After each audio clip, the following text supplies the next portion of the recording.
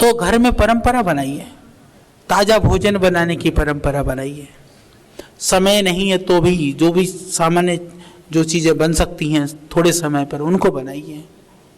तो बासी आहार की परंपरा हमारे यहाँ की परंपरा नहीं है, हम उससे बचें, फास्ट फूड से बचें, जंक फूड से बचें। यही चीज़ें हैं, ये आधार हैं, ये स्तंभ हैं। हम अपने जीवन को ठीक रखना चाहते हैं, अपने को स्वस्थ रखना चाहते हैं, अपने परिवार को ठीक रखना चाहते हैं, तो ये इसके अतिरिक्त कोई दूसरा रास्ता नहीं है, यही वो रास्ता है। इसका कोई भी अल्टरनेट नहीं है। कई जगह कई चीज़ों का विकल्प होता है कि चल भाई तू ये नहीं कर तो ये कर, पर इसका कोई दूसरा विकल्प नहीं है। या तो करो या तो भुगतो, या तो हम करें, नहीं करते हैं तो न करने के परिणाम स्वरूप जो भी हो सकता है जीवन में, हमको उसको परिणाम को भुगतने के लिए तैयार होकर के बैठे। करने से बचने की बहुत संभावना है, न करने से भगवान की बहुत कृपा हो गई और हम बच गए तो सौभाग्यशाली हैं, बिगड़ने की संभावना अधिक है। तो इस तरह से ये भोजन के विषय में हो गया। भोजन के लिए और भी बहुत सारी बातें हैं। सबसे पहली बात है, भोजन के लिए हमारे यहाँ सुंदर स्थान की कल्पना की गई है कि खाना खाते समय हमको सुंदर जगह पर बैठ कर के खाना चाहिए। डाइनिंग रूम है ना, टेबल है ना, जहाँ भी लगा है ना, वो सबसे घर का सबसे सुंदर जगह होनी चाहिए। वो कोना, वो क्षेत्र सबसे बढ़िया होनी चाहिए। और दूसरी बात, भोजन के लिए कहा कि एकांत होनी चाहिए। यहाँ एकांत का अर्थ दूसरा होने का निषेध नहीं है। भोजन को सामूहिक रूप से करने का विधान है। तो कई लोग बैठे तो एकांत कहाँ हुआ? एकांत तो अकेला हुआ ना, समूह में बैठ गया तो एकांत कहाँ हुआ? एकांत का अर्थ है शोर शराबे से रहित। आप शादी में जाते हो तो धूम धड़ाका होता है, उसके बीच में आदमी नाश्ता भी खाता है, तो एकांत कहाँ रह गया? दिमाग कहीं, मन कहीं और कहीं। घर में आते हो, बस दौड़े दौड़े कहीं से, काम से, इधर से उधर से, ड्यूटी से, ऑफिस से पहुंचे, तेज टीवी ऑन कर रखा है। आधा ध्यान टीवी में, आधा ध्यान घर वाले भी कुछ बोल रहे होते हैं दिन भर की, ये हुआ वो हुआ उधर, और आधा भोजन गटागट खाए सो गए। ये एकांत का नाश कर रहे हैं। संकल्प लीजिए। अच्छा ये बताइए, मैंने कहा ना जीवन 3 स्तंभों में टिका हुआ है, उससे सबसे मुख्य स्तंभ आहार है। यदि हम भोजन के बिना जीवन की कल्पना कर सकते हैं क्या? जब भोजन के बिना जीवन की कल्पना नहीं है, इसका अर्थ जीवन में हम जो कुछ अर्जित कर रहे हैं उसका मुख्य कारण है हमारे भोजन के लिए है। आप ये समझो, हम जो कुछ भी कमा रहे हैं वह मुख्य रूप से भोजन के लिए है। आप ये समझिए। तो जब भोजन ही तुम ठीक से नहीं करोगे तो बाकी तो व्यर्थ है, कितना भी कमा लो। तो फिर हमको क्या करना है? हमको भोजन करते समय कम से कम आप इतना समय निकाल लीजिए। कितना समय लगता है? बहुत मस्ती से भी आप भोजन करेंगे, अधिकतम आपको 20 से 30 मिनट चाहिए। आधे घंटे से ज्यादा समय नहीं लगता भोजन में। किसी को लगता हो तो बता दो, चाहे कुछ तो 2 मिनट में सुलटा देते हैं एकदम खटाखट। मैंने देखा, बहुत सारी चीज देखी है दुनिया की। कल सुना रहा था ना, बड़े जंगल जंगल डगर डगर घूमे, बहुत सारी कहानियां रह गई थी। उसमें से जब मैं देखा, हम लोग भूटान की तरफ भी गए। भूटान में मैंने देखा कि भूटान से जो है लोग, सच बात है, सत्य घटना है, वो क्या करते हैं,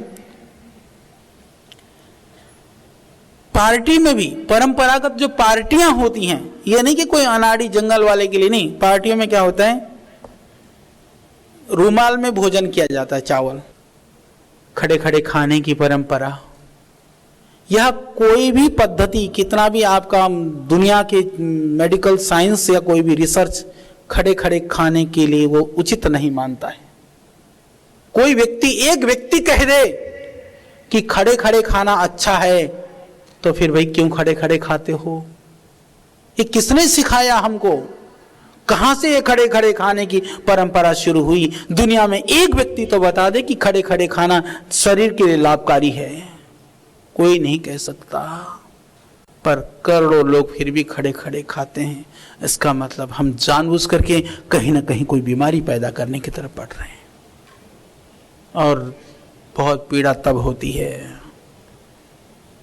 खाना तो खड़े खड़े, जो वेस्टर्न जो सीटें होती हैं ना, कभी कभी तो मैंने देखा वो इतनी ऊंची भी होती है, हमारे जैसा आदमी की टांग भी जो है ना झूले आसमान में झूल जाते हैं वहां बैठो तो सीट में, तो खड़ा खड़ा ही दूसरा काम भी करना पड़ता है। क्या विचित्र स्थिति है। खा भी खड़े खड़े रहे और उस भोजन की विदाई भी खड़े खड़े ही हो रही है। वो नहीं करना हमको, भरसक प्रयास करिए। घरों में भी जो बुजुर्ग हैं, जिनके पैरों में दर्द है, घुटनों में दर्द है, उसके लिए ठीक है वेस्टर्न वाली जो सीटें हैं। विदेशों में भी हो सकता है, आप कर सकते हैं।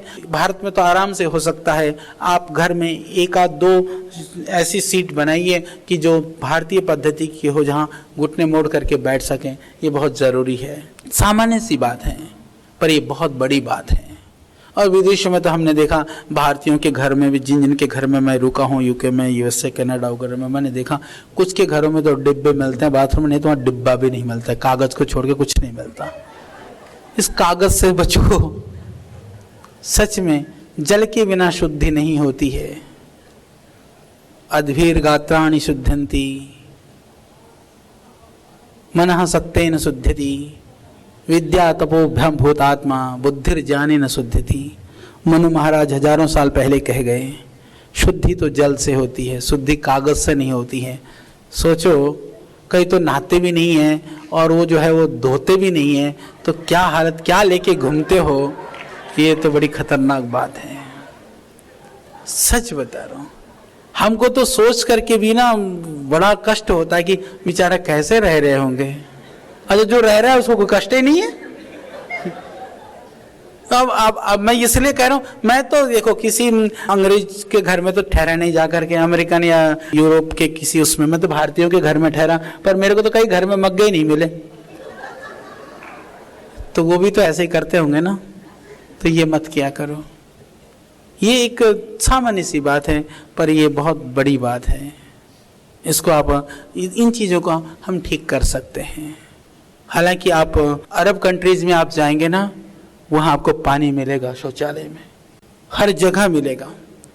क्योंकि मुस्लिम धर्म में भी वो शुद्धि की, पानी से शुद्धि की बड़ी उनके यहाँ अवधारणा है, प्रचलन में है। तो हमारी संस्कृति में तो मैंने कहा ना, अद्भीर गात्राणि शुद्धंति, इससे ज्यादा और क्या कहें। वो कहते हैं कि शरीर की शुद्धि सिर्फ जल से हो सकती है। जल का तो वो सैनिटाइजर की, मैं आपको बता दूं अभी की घटना, कल परसों की घटना है। वो एक बच्ची के आंख में गिर गया, वो अंधी हो गई, रोशनी चली गई। मैंने कहा भाई वो तो इधर इधर पहुंचने का था, बोली वो गलती से आंख में लग गई। तो इतनी खतरनाक है। अब बताओ, थैले में लेके घूमते हैं, हो गया काम। अरे पानी का काम पानी से होगा, किसी चीज से नहीं हो सकता। तो हमको इस तरह की अपसंस्कृति से बचते हुए, जो जड़ें हैं, जो मूल है, मूल में जो कुछ लिखा हुआ है वह हमको समझना चाहिए। तो भोजन, और दूसरी बात, एक बार कम से कम दिन में, चाहे आप दुनिया में कहीं भी हो, प्रयास करिए कि आप पालथी मार करके नीचे बैठ करके खाना खाइए। नीचे बैठ जाओ और खाना खाओ। एक समय आपात स्थिति को छोड़ करके कम से कम आप अपने घर में यह व्यवस्था कर सकते हो। तो सुबह आप आराम से पालथी मार करके, या रात्रि को ही हो सकता है, ये आप नियम बना लीजिए। और सोने का समय, बाकी चीजों का समय, ये बहुत सारी चीजें हैं। और चबा चबा करके खाना, ये सब करना, ये तो सारी चीजें हैं। ये भोजन के संदर्भ में जो थोड़ी सी मुख्य बातें थी वो हमने आपको बताया। दूसरा है निद्रा। भोजन के 2 घंटे के बाद सोना चाहिए। तो लोग खाना खाते हैं 11 बजे, फिर सोते हैं 1 बजे। ऐसा नहीं, हमको भोजन भी पहले ही करना चाहिए। और यदि हमको लेट हो जाता है तो हमको थोड़ा सा आहार कम लेना चाहिए रात को। ये ध्यान रखना। आप प्रयास करिए 10 और 11 के बीच में आपको हर हालत में सो जाना चाहिए। अपने काम को, अपने रूटीन को ऐसा, आपातकाल को छोड़ करके, इमरजेंसी में कभी कुछ होना अलग बात है, रूटीन मत बनाइए। और प्रातः काल भी 4 और 5 के बीच में उठने की आदत बना लीजिए। सब बच्चों को ये आदत डाल दीजिए। जब सुबह उठने की आदत पड़ जाएगी, बाद में फिर चाह करके भी कोई नहीं सो सकता, क्योंकि उस तरह की आदत पड़ती है। और जब लेट तक सुलाते हैं, चाह करके भी जल्दी उठाने में भारी काम हो जाता है। बच्चों को बचपन से आदत डालिए, इससे बहुत सारी बीमारियों से हम बच सकेंगे, बहुत सारे रोगों से हमारा सिस्टम बिल्कुल ठीक रह सकेगा। उसको आयुर्वेद के हिसाब से मैं एक छोटा सा उदाहरण दे देता हूँ। बातें बहुत हैं, संक्षिप्त में, जैसे, क्योंकि ये जुड़ी हुई बात है। जैसे आप जितने भी बैठे हुए हैं, सुबह जो जल्दी उठता हो उसको कब्ज की शिकायत लगभग नहीं होती है। एक आध मिल जाए तो अलग बात है भाई, कोई 1-2 कोई मिल जाए तो अलग बात है, लगभग कब्ज की शिकायत नहीं होती है। और जो सुबह लेट उठता हो, 2-4 को छोड़ करके आपको एक भी आदमी ऐसा नहीं मिलेगा जिसका पेट साफ होता हो। ये बहुत बड़ी बात मैं आपको कह रहा हूं। और आप अपने आसपास में, अपने परिवार में, अपने रिश्तेदारों में जरा पता कर लेना। तो इसका कारण क्या है, इसके साइंस को भी मैं आपको समझाता हूं। जो ये घड़ी है ना, टाइम का जो क्लॉक, जो हमारा सर्किल है जो घूमता है 24 घंटे में, सुबह जो होता है वह कफ प्रबल होता है। कफ का समय, जो प्रबल समय है, वो 4 बजे से लेकर के 6 बजे तक लगभग है। उसके बाद में फिर पित्त, कफ घटना शुरू होता है, फिर पित्त बढ़ना शुरू होता है दिन भर। फिर शाम को, रात्रि को फिर वायु बढ़नी शुरू हो जाती है। इसीलिए आप देखना, जो कफ होता है ना, वो बचपन में अधिक होता है। जितने भी छोटे बच्चे होते हैं ना, उनको कफ की बीमारी ज़्यादा होती है। खांसी होता है, एलर्जी होती है, कफ होता है, साइनस की शिकायत हो जाती है। ये जो सर्दी जुकाम कफ की शिकायत, वो बचपन में ज़्यादा होता है। कभी कभी किसी वृद्ध को भी होता है, परंतु अधिकांशतः बचपन में होता है। जवानी में क्या बीमारी होती है? जवानी में आप देखेंगे तो हमको या तो एसिड वाली प्रॉब्लम ज़्यादा होंगी, स्किन वाली प्रॉब्लम्स ज़्यादा होंगी, या इंडाइजेशन वाली प्रॉब्लम्स होंगी, या दूसरे भी स्किन से संबंधित जो चीज़ें हैं, वह बहुत सारी इस तरह की बीमारियां जवानी में होती है। और बुढ़ापे में क्या होता है? ये जोड़ घुटने घिस जाएंगे, जोड़ों में दर्द होगा, शरीर में दर्द होगा, अकड़ाहट होगी, इस तरह की। वह कौन से रोग हैं? वो वायु के रोग हैं। तो यह तो हो गया बचपन, जवानी और बुढ़ापे के हिसाब से बीमारियां।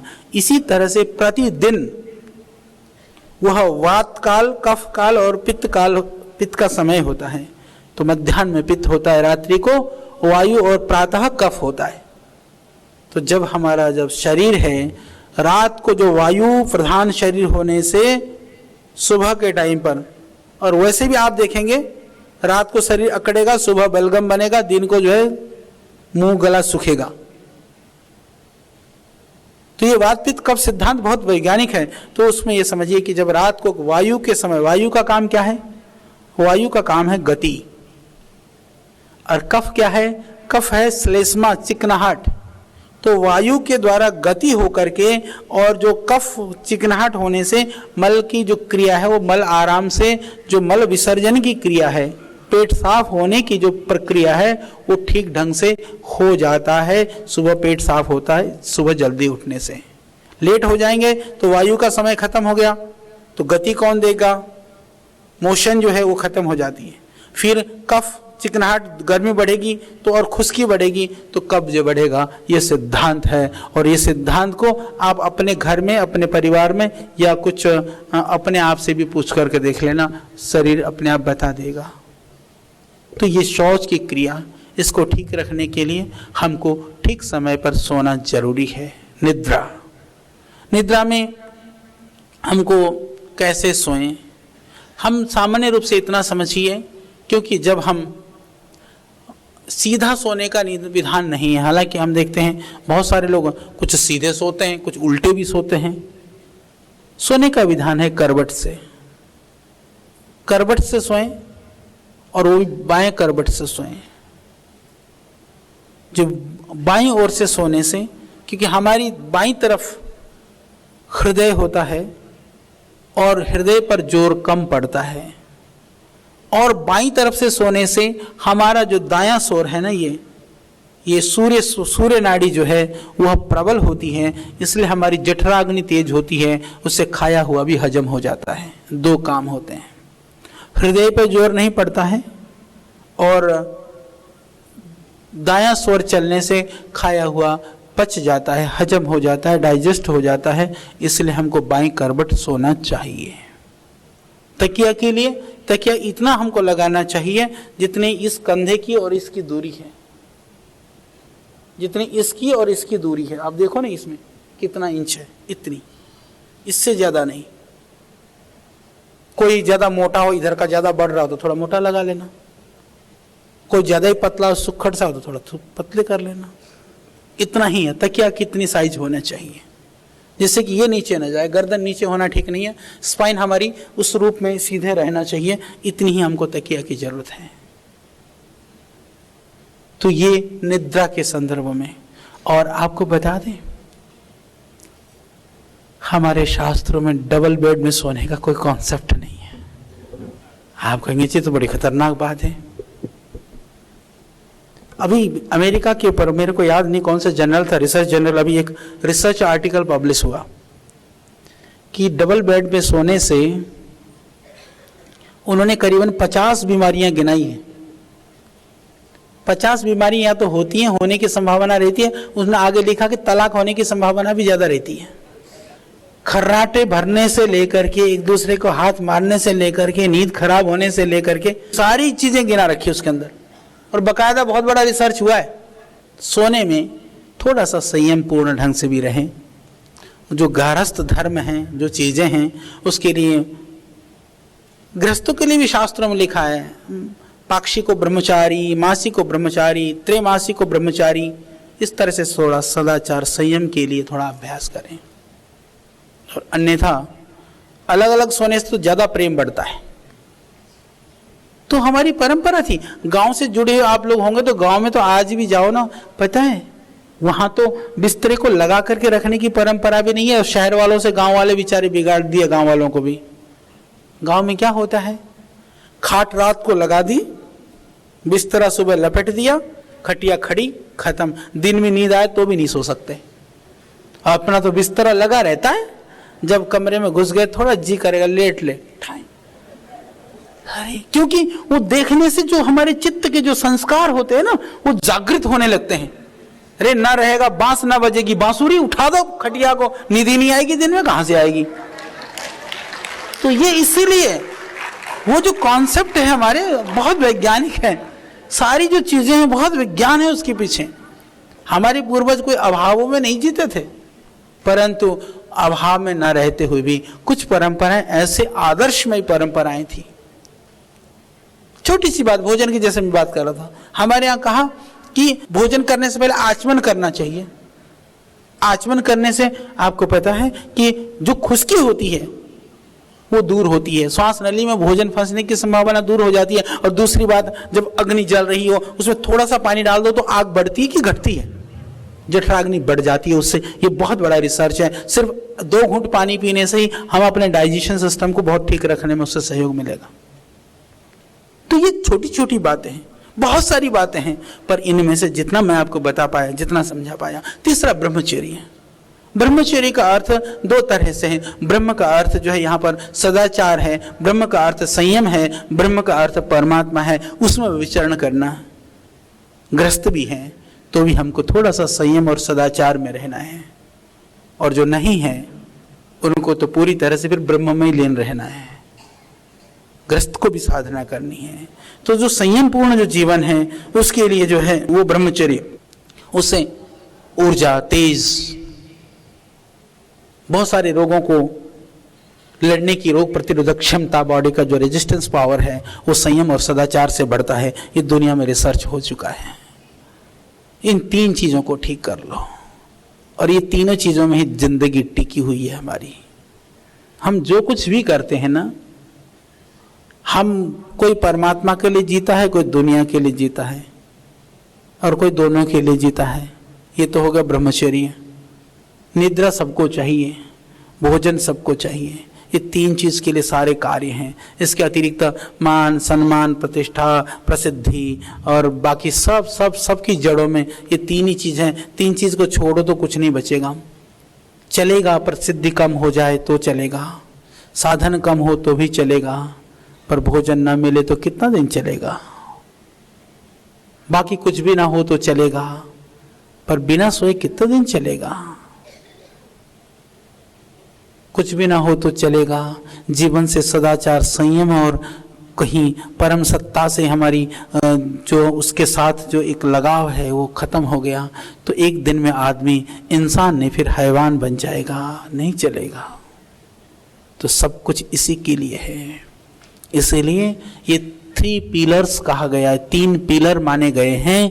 आहार, निद्रा, ब्रह्मचर्य। इसको ठीक रखो। इसको ठीक रखने की जो वैज्ञानिक विधि है वह आयुर्वेद में बताया गया है। इसलिए आयुर्वेद परम वैज्ञानिक परंपरा है और हमारी सबसे गौरवशाली और ऋषियों का सबसे बड़ा विज्ञान है। और हम सौभाग्यशाली हैं कि हम ऋषि पुत्र हैं, उस परंपरा से जुड़े हुए हैं। इसलिए कम से कम हम अपने जीवन में इसको स्थान दे दें। और गर्मी के मौसम में अदरक भोजन, गर्मी हो, पित्त की प्रकृति हो तो उस समय पर बेशक अदरक न खाएं।